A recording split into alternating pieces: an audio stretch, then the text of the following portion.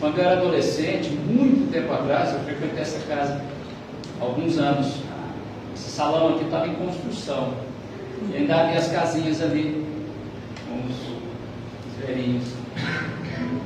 Pessoal, fiquem à vontade para participação, fazer alguma pergunta, algum comentário, me corrigir, né? A gente tem muita falha, fiquem completamente à vontade. Eu vou começar fazendo uma leitura, vou ter que tirar o óculos, não me enxergo, do Evangelho de Lucas. Não se preocupem que são 5 linhas. Por isso vos digo: peçam e lhes será dado, busquem e acharão, batam e a porta será aberta para vocês. Pois todo o que pede, o que busca, encontra e recebe. Será que o evangelista interpretou corretamente as palavras de Jesus, dizendo que tudo que nós pedirmos, a providência divina vai atender? Quantas vezes nós pedimos, suplicamos, rogamos e aparentemente não temos a nossa manifestação atendida? Essa é a reflexão da noite. Vou começar contando para vocês uma passagem real. No ano de 1915, 109 anos atrás, há mais de um século, Dona Maria desencarnou. Dona Maria desencarnou, o espírito se desprende do corpo físico, né? Esse é o processo da desencarnação, e ela foi conduzida ao plano espiritual, ao mundo dos espíritos, de onde nós viemos, para onde retornaremos. E lá ela foi alojada numa colônia espiritual, porque Dona Maria tinha nobre caráter, bons sentimentos, teve uma atitude cristã, e assim ela se permitiu localizar-se numa colônia espiritual de muito trabalho e muito equilíbrio. Mas num certo dia, Dona Maria observou que na sua cidade um facho muito intenso de luz, partindo da superfície da terra, atravessou a sua cidade espiritual. E essa luz continuou verticalizada, como que simbolicamente estivesse procurando Deus. E ela ficou muito intrigada, porque ela não sabia o que representava este facho de luz. Ela escreveu uma cartinha para o seu querido filho, contando essa experiência. E ela obteve de seus superiores o esclarecimento de que esse intenso facho de luz tratou-se de vibrações, de energia, de espíritos encarnados, habitantes da terra, que oravam com muita fé. Essa luz, com origem na crosta, na superfície deste planeta azul, subiu, verticalizou-se, passou por esta colônia com toda essa intensidade, porque tratava-se de orações, de pedidos emitidos, emanados com muita fé. E ela continuou escrevendo cartinhas para o seu filho. Mas como? Se desencarnada estava ela, e o seu filho estava aqui, no mesmo processo que nós atualmente, encarnados, conectados a um corpo físico. Como ela escrevia essas cartinhas? Esse conjunto de cartinhas que vinham de uma morta foram juntadas e publicadas num livro. Qual é o nome do livro? É fácil deduzir. O livro é uma coletânea, uma junção, um agrupamento de cartas escritas por uma morta. Qual seria o nome do livro? Falem alto. Cartas de uma morta. Esse querido filho era Francisco Cândido Xavier. Sua mãe desencarnou quando ele tinha 5 anos, e ela sempre se comunicava com ele, porque nós sabemos da mediunidade latente que este espírito desenvolvido tinha, e ela se comunicava com ele do plano espiritual, escrevia estas cartas através da psicografia dele próprio. O que é importante até então é este primeiro conceito: o poder da prece, da oração, as energias superiores qualificadas, salutares, que todos nós emitimos quando estamos em oração. Eu vou contar mais uma história que se passa no ano de 1939, uma história que todos vocês já ouviram falar ou conhecem, em maior ou menor profundidade. Este espírito desencarnou com 40 e poucos anos. Foi um homem normal, que tinha uma vida social normal, médico, casado com Zélia, pai de vários filhos, lutou contra um câncer com todas as suas forças, num hospital. Assim que aquele corpo sucumbiu, assim que aquele corpo foi à falência orgânica, o espírito se libertou. Tivemos aí uma desencarnação. E esse espírito, de nome André Luiz, narra no livro Nosso Lar, no primeiro e segundo capítulos, a sua experiência no plano espiritual. Desconectado do corpo, situou-se numa região difícil, onde ele passou fome, sede, suas roupas se rasgaram, a barba cresceu, os cabelos arrepiaram, muita tortura, muita perseguição, e ele não entendia e lhe machucava o rótulo que lhe atribuíram de suicida. Ele não entendia o termo suicida, porque no hospital ele recordara e nos conta na obra que ele muito lutou com todas as suas forças. No plano espiritual, posteriormente, ele foi esclarecido que sim, ele lutou bravamente naquela fase terminal, mas o decorrer de toda a sua vida fora permeado no desequilíbrio, e tanta energia desencontrada foi de certa forma diminuindo a sua capacidade imunológica. E quando veio o câncer, ele não resistiu. Mas lá no plano espiritual, por 8 anos, ele rastejou no pântano da dor. Mediante esse sofrimento colossal, uma vez, passados 8 anos, ele se recordou de algumas missas católicas que ele assistira. E o bondoso padre falava do Criador, falava de Deus, e falava que Deus era soberanamente justo, que Deus não desamparava nenhum de seus filhos. 8 anos passados naquela região, então ele disse: eu não estou abandonado. Deve haver um autor da vida, o Senhor dos mundos, que olha por mim, que vela por todos nós. Meus irmãos, pela primeira vez em 8 anos, ele juntou as suas mãos, com humildade no coração, teve a iniciativa de fazer uma oração. Naquele momento em que ele orou, e a oração pressupõe humildade, a oração tem como requisito o sentimento, o coração, e foi assim que ele aplicou a sua mente, as suas palavras em direção a Deus, a genuína prece. Todos nós experimentamos aflições, angústias, dores do corpo, dores da alma, em maior ou menor intensidade. Cada um que está sentado aqui, encarnado ou desencarnado, sabe das lágrimas que já verteu. Lágrimas visíveis, materiais, lágrimas na alma. Todos nós já experimentamos momentos assim. Então a frase que André Luiz disse, no momento que ele fez aquela oração, eu tenho certeza que todos nós corroboramos, ratificamos, concordamos, porque já sentimos. No momento que ele fez a oração, a primeira em 8 anos de sofrimento em regiões desequilibradas, que a obra conceitua como umbral, ele disse o seguinte: é necessário haver sofrido muito para compreender as misteriosas belezas da oração. É necessário haver conhecido a dor, o remorso, a angústia, para sorver da prece esse eficiente elixir da esperança.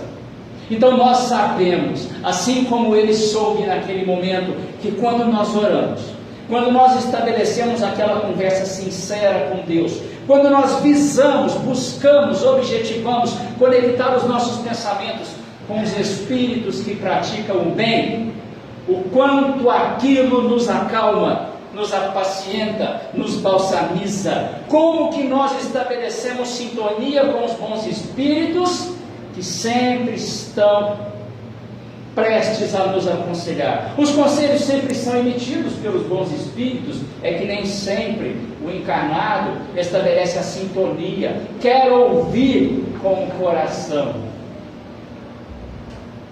Quando André Luiz fez aquela prece, pesadas lágrimas foram vertidas, ele compreendeu então o poder da oração.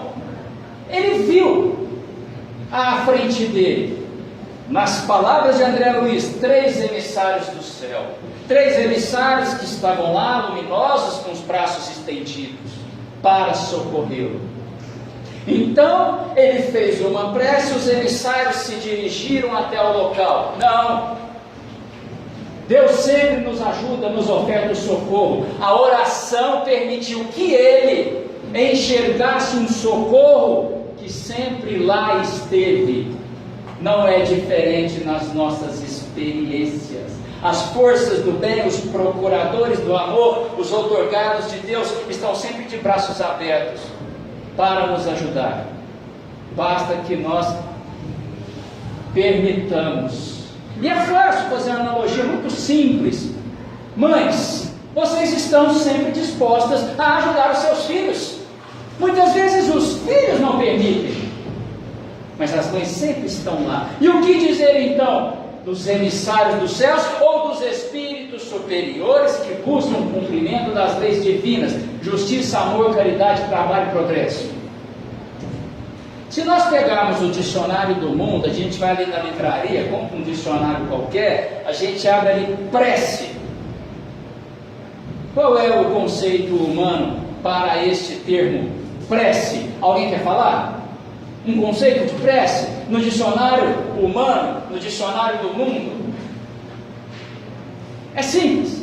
Lá estará assim, prece. A prece é um louvor, um pedido, um agradecimento. Está aqui no dicionário do mundo. A doutrina espírita, a codificação kardeciana, concorda com isso? Se ninguém falar, você vai falar. Concorda? Concorda? Correto. Mas tem um detalhe. O conceito espírita, a verdade revelada, o consolador que Jesus prometeu, concorda, mas transcende, supera em muito este conceito. Vamos abrir o livro dos Espíritos, pergunta 27. Kardec pergunta: de que se constitui o universo? A resposta: Deus, Espírito e matéria. Deus, o Criador, onipotente, onisciente, justo, bom, perfeito em todos os seus atributos. A matéria, o fluido cósmico universal, de onde surge, de onde deriva todas as formas existentes. O espírito, o ser inteligente, com livre-arbítrio, com sentimento, com inteligência. A nossa essência não é matéria, a nossa essência é espiritual. Vejam bem, nós não somos corpos físicos, corpos orgânicos que abrigam espíritos. Não somos isso não. Nós somos espíritos, seres inteligentes que, quando encarnados, recebemos este santuário bendito para uma jornada de evolução. Somos espíritos que nos conectamos ao corpo. Então, a nossa essência sendo espiritual, vejam um conceito de prece da doutrina espírita. A oração é um prodigioso banho de forças que nos atrai uma vigorosa, uma poderosa corrente mental. Quando nós oramos, nós estamos recebendo do Altíssimo, de espíritos encarnados ou desencarnados, energias positivas, energias qualificadas, energias salutares, acolhimento. Vejam a diferença daquele correto conceito minimalista. Prece é um louvor, um agradecimento, um pedido. Não, a oração é a canalização de toda essa energia sublime, advinda de Deus, dos bons espíritos, que tem um endereço certo, o endereço de quem consegue sintonizar a mente e o coração com as forças do bem. Outro conceito, vejam como é maior que aquele simples do dicionário. A oração é um apelo da alma, que nos permite conectarmos aos espíritos que praticam o bem. Não é muito diferente? Não é? Não estamos vendo aqui uma proporção muito sublimada? O poder da oração. E aí eu pergunto para os senhores, sempre que eu pergunto ninguém responde, não sejam tímidos. Quanto custa uma prece? Aqui perto dessa casa, ali na Monsenhor Eduardo, tem uma feira. Não tem uma feira aos domingos? Quanto que custa a prece lá? Uma dúzia de preces. Pessoal que mexe no mercado aí de financeiro, quantos reais, quantos dólares custa uma prece? A prece é um presente importante, poderoso, libertador, não custa nada. Deus nos dá em infinitude, em abundância, porque não nos valemos desse instrumento que promove em cada espírito a iluminação do coração. Meus irmãos, nós somos submetidos, eu tenho que preocupar com o relógio, a infinitos convites mentais, todos os dias. Todos nós, quando acordamos, já vem aquele convite mental. O dia hoje não vai ser bom. É um convite ao designido. Lá no meu trabalho todos me perseguem. É um convite. Os espíritos superiores convidam. Acorde, movimente-se, o sol brilha, o céu é lindo, Deus conspira a nosso favor, vamos ser felizes e a felicidade se conquista com o trabalho no bem. São convites. Quando nós oramos, nós estamos aplicando em nós mesmos um filtro que não permite acolhermos os convites tristes, os convites da desesperança, do pessimismo, da agonia. Eu não tenho raiva de ninguém, eu não tenho ódio, eu evito a cólera, mas a tristeza, a melancolia são portas escancaradas para a aceitação dos convites tristes, dos convites infelizes. E a oração faz o quê? Com o seu poder de iluminar, tranquilizar, orientar, consolar, transformar, fortalecer, nós vamos assimilar e desejar os convites da felicidade. Os convites que não saciam tão somente a matéria, mas os convites que edificam e iluminam o espírito. E diz o autor, quem ora sintonizamente com as esferas superiores, claro. O que é orar nesse conceito? É mobilizar as melhores energias, é colocar a nossa vontade coadunada em harmonia com o bem, é querer trabalhar em favor do próximo. Essas vibrações provocam o que em nós mesmos? A eliminação ou a diminuição das energias negativas. E um convite muito grande de expurgarmos da nossa alma 2 vícios morais: orgulho e egoísmo. Por que não orar? Pergunto novamente, quanto custa uma prece? Este presente de valor imensurável que Deus nos dá em abundância. Vejam como que esse conceito de prece já nos foi passado há milhares de anos.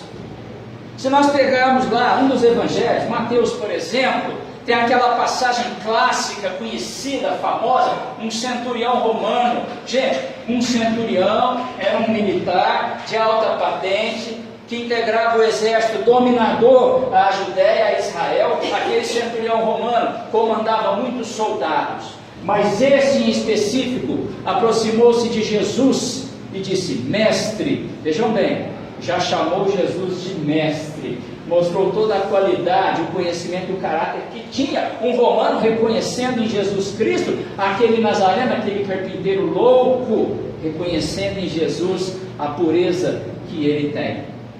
Mestre, o meu servo está em minha casa muito doente, venho lhe pedir que o Senhor o cure.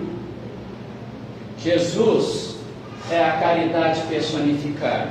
Jesus é o nosso exemplo, guia e modelo. Claro que Jesus disse para aquele centurião: claro, vamos à sua casa. E o que o centurião disse? Não, mestre, eu não sou digno de que o Senhor entre na minha casa, mas basta que o Senhor ordene, que o Senhor deseje que o meu servo seja curado, e isso acontecerá. Vejam a sabedoria deste centurião. Estou vendo aqui as pessoas saírem, eu acho que é para tratamento.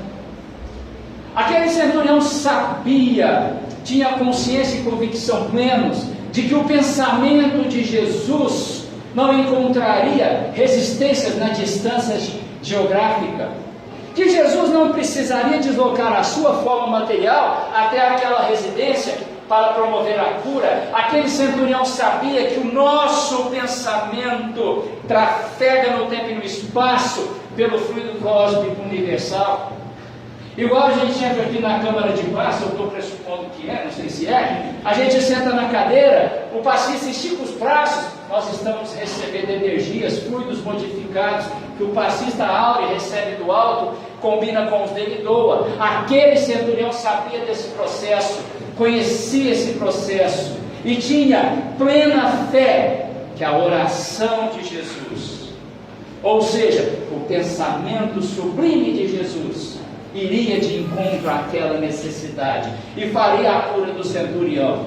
Não somos Jesus, mas todos nós, todo espírito que pensa o bem, pratica o bem, quer direcionar este sentimento a alguém, não há impedimento. Essa vibração positiva, este presente mental sempre chega ao receptor. Se o receptor, se o alvo da nossa oração vai acolher, depende dele. O que é indubitável e inquestionável, temos convicção, é de que a prece canaliza e direciona os nossos sentimentos, os nossos pensamentos, as nossas vibrações, a quem nós desejamos ajudar, acolher. Não há prece sem resposta. Todo pedido justo, todo pedido humilde, todo pedido do coração, não um pedido para que apareça na porta da minha casa um automóvel novo, porque isso não é prece. Não um pedido para que hoje o meu prato, o meu alimento seja assim, seja assado, porque isso não é prece. Prece é aquele pedido justo. A prece não é necessariamente um pedido de solução, mas a prece é um pedido de apoio, de indução, de bons conselhos, de força, para que nós obtenhamos, ouçamos as melhores soluções. E não tem prece que não tenha resposta. Há no plano espiritual, e várias obras esclarecem, departamentos de triagem de preces, porque todo pedido justo, Deus atende, Deus não ouvida, mas Deus é um ser onipresente. Todo e qualquer bom espírito que esteja praticando a lei de Deus, age em nome dele. Nós podemos protagonizar este mesmo processo. No livro dos Espíritos, vejam o que Kardec diz: a prece torna um homem melhor, porque aquele que ora com fervor é mais forte contra as tentações do mal. Correto? Mas é preciso entender, refletir o que está dito ali. As tentações, na verdade, são as nossas brechas, as nossas aptidões, as nossas tendências ao desequilíbrio. Todos nós temos, faz parte da jornada evolutiva. Fomos criados simples e ignorantes. Daqui a muito tempo, conforme está dito na pergunta 112 do livro dos Espíritos, seremos espíritos puros, não teremos mais orgulho nem egoísmo e faremos parte do descanso eterno. Que descanso? Descanso das provas, descanso das expiações, descanso da tristeza, porque seremos felizes, fortalecidos, fazendo o bem ao próximo, levantando quem está caído, levando esperança a quem está triste, crença ao descrente. Isso faz os espíritos puros felizes. Então essas tentações, que são as nossas próprias dificuldades, quando nós oramos, se nós estamos mantendo o nosso pensamento positivo, qual é o nosso foco? O nosso foco é no equilíbrio. Então nós mesmos evitaremos aquelas vicissitudes, aquelas brechas, aquelas dificuldades, porque estaremos com a nossa atenção voltada para o que edifica a alma. A melhor forma de nos livrarmos de um pensamento negativo é emanarmos pensamentos positivos. É por isso que Emmanuel diz o seguinte, lembrei dessa frase: diante das labaredas do mal, evitamos uma tempestade de pensamentos positivos. Criador e criatura. O filme está famoso, né? Nosso Lar 2, que na verdade é baseado no livro Os Mensageiros, que é a segunda obra da coleção André Luiz. Neste livro Os Mensageiros, o instrutor da obra chama-se Aniceto. E Aniceto diz o seguinte para nós: a prece é o maior instrumento de comunhão, de conexão, de ligação entre Deus e nós, entre o Criador e a criatura. E diz mais: a prece é o maior influxo magnético, o maior fluxo de energia positiva que o ser emite. Porque a prece faz energia extravasar, reverberar de nós esforço no bem.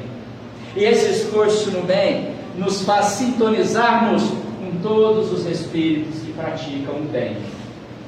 No livro Pensamento e Vida, do Emmanuel, esse mesmo autor que está aqui no cartaz, ele diz que nós nos associamos mentalmente a todos aqueles que pensam como pensamos. Sendo assim, associados àqueles que nos são similares, somos representantes de uma multidão de espíritos, expressamos infinitas criaturas. Quando estamos em prece, quem nós vamos expressar? Aqueles espíritos que desejam o bem ao próximo, aqueles espíritos que amam verdadeiramente. Nesse mesmo livro Mensageiros, tem uma história interessante. Um instrutor de nome Alfredo, que coordena um posto de assistência numa região muito difícil do plano espiritual, conta André Luiz que na época da Segunda Guerra Mundial, e meus irmãos, a história do nosso lar se passa em 39, a história deste livro, Os Mensageiros, é pouco tempo depois. O mundo está em guerra, Segunda Guerra Mundial. Eles contam que uma excursão de espíritos bem-aventurados, espíritos que desejam um acolhimento, foram no cerne da guerra. A Inglaterra foi imensamente bombardeada pela Alemanha nazista. Muitas bombas eram lançadas dos aviões. E uma cidadezinha de nome Bristol estava sob intenso bombardeio. Muitas explosões, muita dor. Eles, espíritos desencarnados, observaram uma pequena capela. E de lá uma luz muito forte era irradiada. Eles viram aquele sol saindo daquele mar de sombras. Foram até aquela igreja. Algumas senhoras, algumas crianças cantando hinos cristãos com muito sentimento. Devia ser belíssimo, como belíssima foi essa apresentação musical aqui hoje na casa.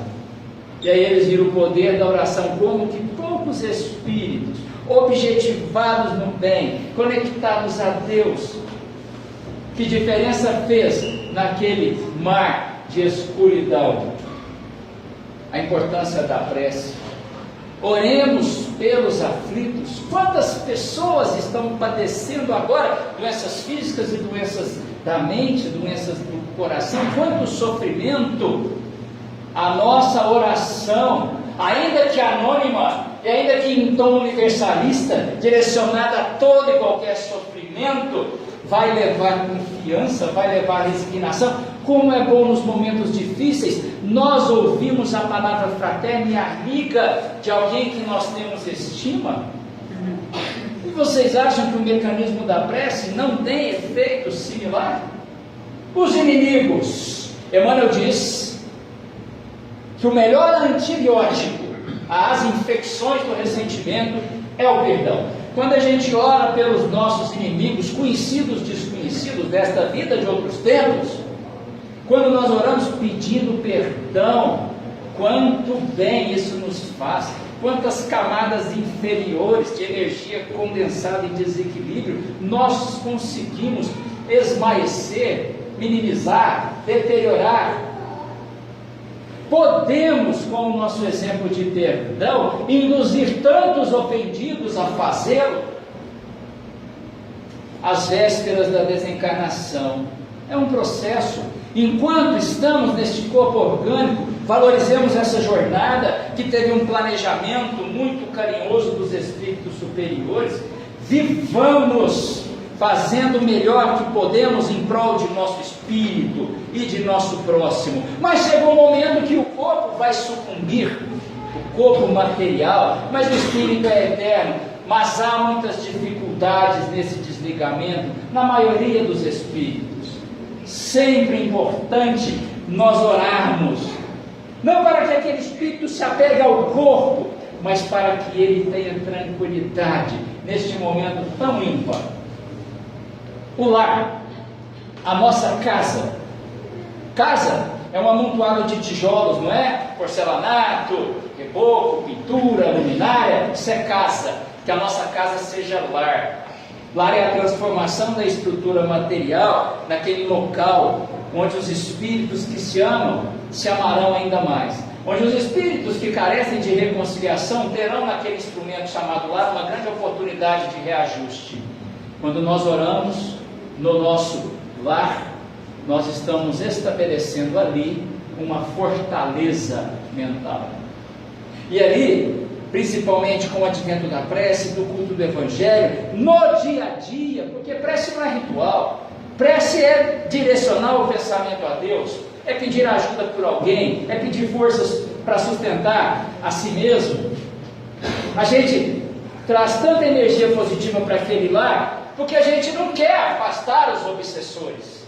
Não é isso, porque nós queremos transformar, convidar à renovação mental e moral aqueles que sofrem. Quando nós oramos, o nosso lar se transforma numa fortaleza. Eu tenho mais 6 minutos, vou terminar com essa história. Conhecem o livro Ação e Reação? Mais um da coleção André Luiz?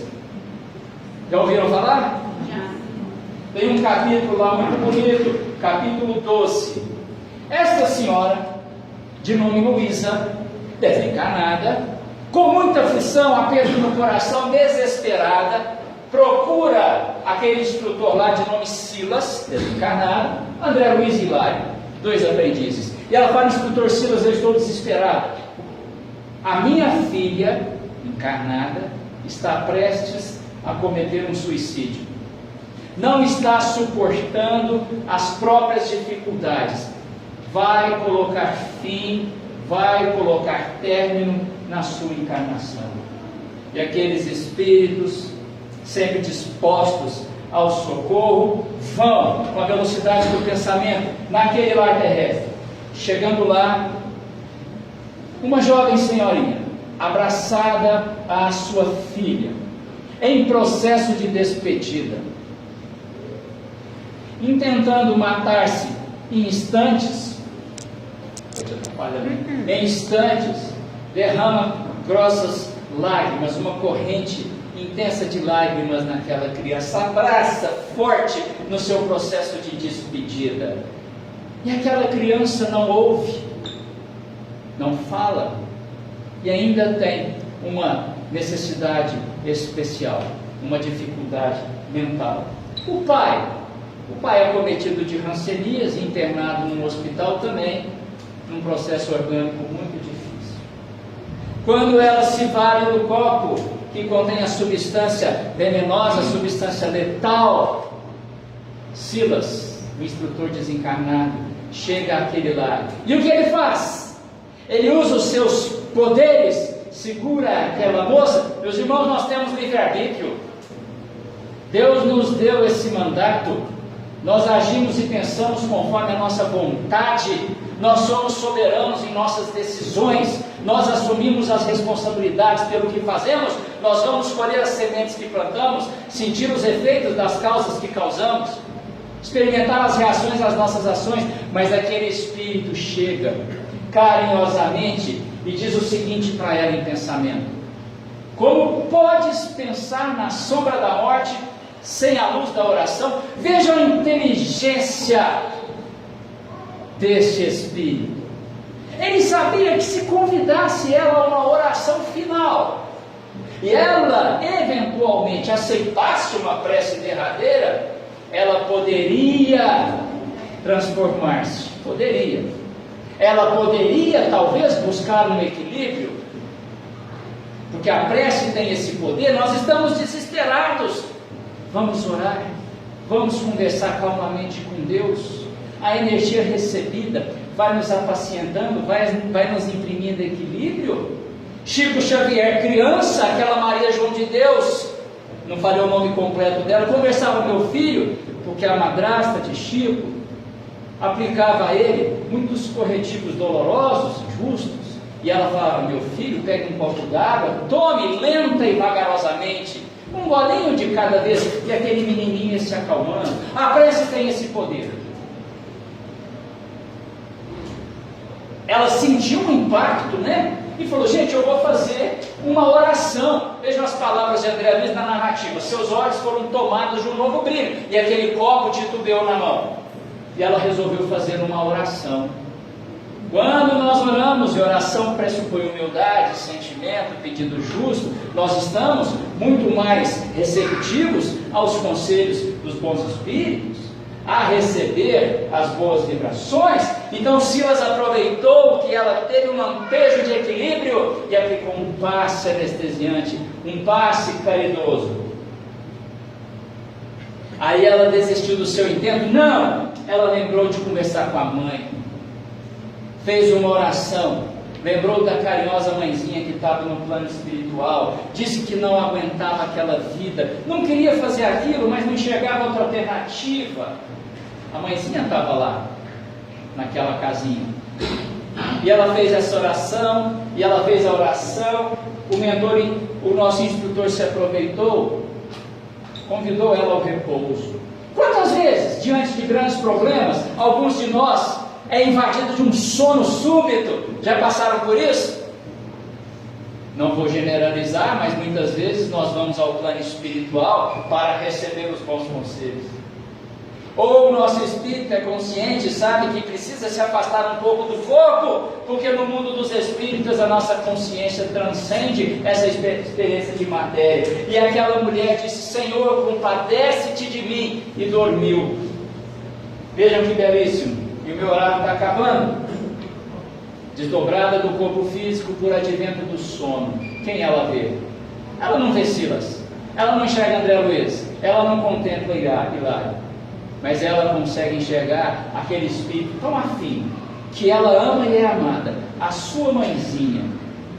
E a mãezinha a abraça, a conforta. Eu não tenho tempo para contar porque elas estavam naquela situação, mas para todo efeito tem uma causa, para toda reação houve uma ação que antecedeu. Não temos tempo agora, mas eu posso dizer a vocês que aquela mãe a relembrou dos compromissos assumidos, ratificou, confirmou, enfatizou que aquilo era planejamento reencarnatório.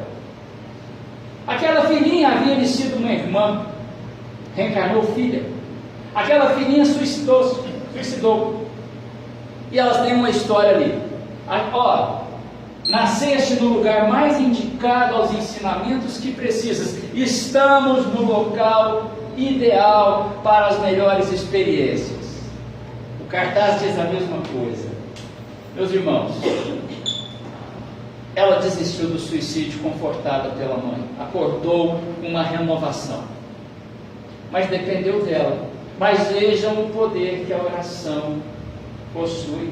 Diante das dificuldades, qualifiquemos os nossos pensamentos, tenhamos a convicção de que Deus é justo e infinitamente amoroso. Falar que Deus perdoa é meio que um pleonasmo, porque Deus não se ofende.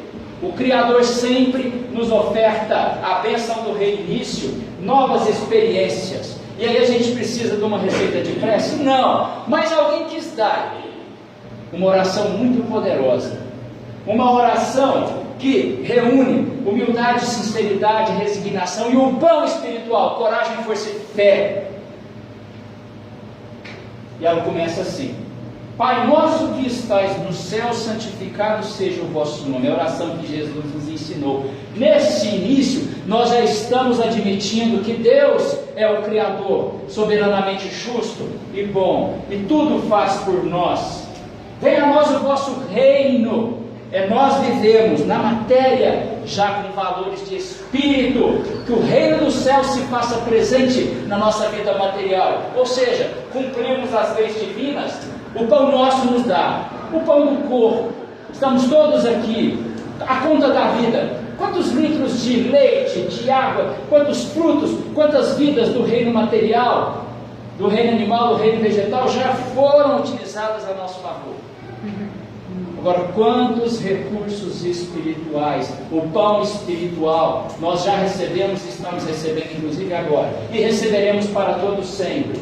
Perdoai as nossas ofensas. Isso é um convite dizendo, se Deus nos perdoa, por que nós não vamos perdoar quem nos ultrajou, quem nos ofendeu? A gente prefere se libertar deste sentimento recalcitrado da mágoa, ficar ali dias, meses, horas, séculos, olhando para a parede, remoendo o rancor, ou a gente se liberta disso no instrumento do perdão? Não cair em tentação, por advento da prece, do equilíbrio, do bom pensamento, pensamentos, atos e emoções direcionados para o bem, a gente tira o foco do desequilíbrio. Então, meus irmãos, termino aqui. Muito obrigado pela paciência. E a oração, lembrem, não custa nada. E é a ferramenta mais valorosa de união do Espírito a Deus. Alguma pergunta? Podem me corrigir também. Foi excelente.